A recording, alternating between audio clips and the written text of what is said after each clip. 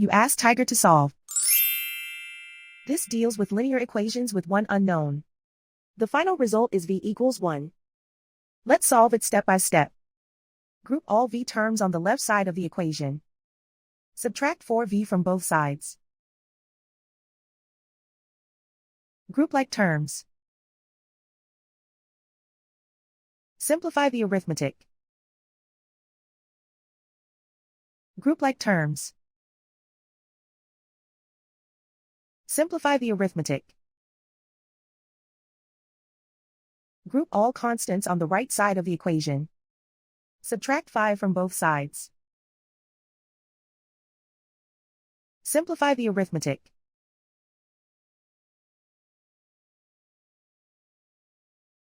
Isolate the v. Divide both sides by -12. Cancel out the negatives.